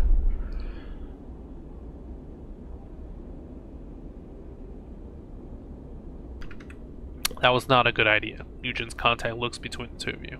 I should have guessed you'd pull this kind of shit, Eugen. Luis. I guess Louis. Eugen comes a bit closer. Maybe you stay in touch, we wouldn't have to come in like the cavalry. Well, those guys aren't going to forget you 2 anytime soon. He sighs. Come with me. Louis leads you away from the open market, most of the crowd having dispersed into a small passageway. He finds a hatch, opens it, and beckons you both through it before slipping inside and closing behind you. So what business did you have with the singers? Eugen perches on a stool in the small workshop, picking up a tool from the mag strip above the bench and turning it over in his hand. Singers? Is that what you call them? Louis looks nervous. The first I've known of them is when they turned up a few cycles back and started pressing me for info. I've run into some singers before. Not these ones, but they all dress the same. Eugen glances between you and Louis. They are refugees out of Ember's Song, one of the moons of that gas giant in the inner system. Their moon is a volcanic hellhole, so while these guys are refugees, fleeing the war like most, they tend to be tough as hell, and aren't used to being told no. That part checks out. Louis smiles a weak smile. They've been pressing me for data for cycles ever since they showed up. My data. Eugen checks the tool back on the mag strip and fixes Louis with a hard stare. So you've been shopping it around then? Trying to drive a bidding war? Louis holds up his hand. No, nothing like that. He's afraid of Eugen. You worry why that might be. I just wanted to verify the data. I asked around. Someone I showed it to, well, they mentioned a fraction drive. You see Eugen bristle with anger. Louis keeps talking, speeding up. That was all. But a couple of cycles later, these singers, as you call them, started showing up and I had to hide myself away. Hard to run a data business when you can't even go out to meet your clients. Where's the data now? Louis turns to you, seemingly glad not to have to look at the angry Eugen. I have it, don't you worry. Louis smiles. It comes with a hell of a story. That friend I showed it to, he told me he's heard about that ship before. Mostly what he thought were rumors about a fraction drive ship. Apparently when Solheim collapsed, there was a struggle over who got to take it. 2 execs from the old corporate hierarchy wanted it, and some of their underlings found out about it too. Those wrecks you visited? That was the site of a battle over the thing. This ship was a hot ticket even then. You think back to the twisted and blasted remains of the ships, the wreckage strewn across the asteroid. You wonder how many died to try to get the amphibian path and its golden drive. Seems like both the execs got spaced, but someone came back later, slipped the ship out of the wreck that was carrying it. Here's the funny thing. Rather than use it, they dismantled it, took the ship apart here at the Hollow. Hell, there's probably straw work from the amphibian path in this very station. Louis looks around at the salvaged compartment you were all inside. So it's gone? Not quite. Louis smiles, enjoys telling the story now. They weren't stupid enough to dismantle an interstellar drive. The story goes that they buried it on a rock out in the shoals, totally unmarked. With thousands of rocks out there, they could leave it as long as they wanted and come back when they were ready. Thing is, they never came back. Eugen finishes the sentence, his anger fading now. Bingo! Lewis grins as he holds up a thumbnail drive. And I've got the coordinates of the beacon that will lead you there. Eugen snatches it from his fingers. Should have led with that. Lewis sighs deeply. That's just the start of the trail, no doubt, but it'll get you there if you manage to follow it. Eugen nods at you and goes to leave, his hands immediately on the container hatch. Hey, Lewis rushes up. Aren't you going to pay for that? Not after you leaked that fraction drive exists to your friends, the singers, and anyone else who's looking. No. Eugen pulls the door open. Keep it quiet next time. Lewis turns to you. Come on, friend. The singers chase away my clients. He shows you up his upturned palms. 50 cryo for the effort. Or just whatever you have. I'll take it. I'm desperate. Pass him a stack of chips and he clasps your hand. I appreciate it. He looks over his shoulder to see if Eugen's still there. Hey, look. Be careful of that one, alright? He's not to be trusted. We turn and Eugen's already gone. You follow him out of the container. Time to go find a fraction drive. Alright. We got so many quests. Yeah. I do want to finish Citizen Sleeper 2 relatively soon. But the final 2 dispatch episodes are tomorrow, so I'm going to be busy with that. And, I'm not off this weekend, so we'll see what we can do. Alright, guys. Good night.